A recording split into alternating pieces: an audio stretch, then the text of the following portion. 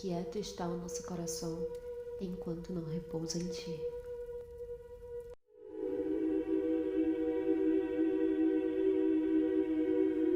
Santo Agostinho, além de ser um dos doutores da Igreja, é também considerado um dos maiores filósofos da história, para alguns, o maior de todos desde Platão, sendo sua obra-prima Confissões frequentemente estudada e discutida em universidades e escolas do mundo inteiro.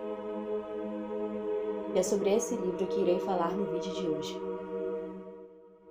Como o nome sugere, o livro consiste em uma série de desabafos e o relato do processo que o levou até sua conversão.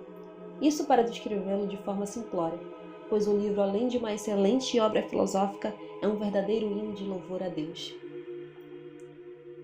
A obra rodeia principalmente ao redor da ideia de que nunca teremos paz, de que nunca estaremos satisfeitos enquanto não buscarmos a Deus.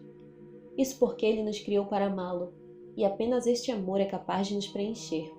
Assim, qualquer outra forma de diversão, de prazer que buscarmos nesta vida, se não tiver o intuito final de nos levar a Ele, será em vão e resultará em infelicidade. Para exemplificar esta ideia, Agostinho se utiliza de sua própria história, nos proporcionando ricos relatos de sua vida desregrada e de como de tantas formas buscou aquilo que mais tarde descobriria só ser possível em Deus. Essa busca consistiu em bebidas, festas, atos de rebeldia, amores desregrados, crenças como o maniqueísmo e o ceticismo. Santo Agostinho, após incessantemente buscar a verdade nas coisas do mundo, descobriu que ela estava o tempo todo dentro dele, pois Deus estava nele.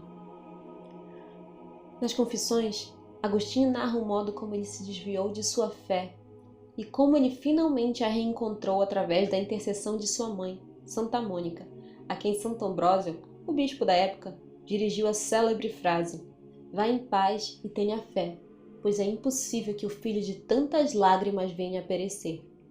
E de fato, já passava dos 30 anos quando teve uma experiência mística em que ouviu as palavras "pegue e leia", que o inspirou a abrir as escrituras e se deparar justamente com uma passagem que dizia para mudar de vida. E mudança foi o que aconteceu, inspirando o santo a escrever uma obra que não chega a ser igualada a nenhuma outra, mesmo após quase 2 milênios.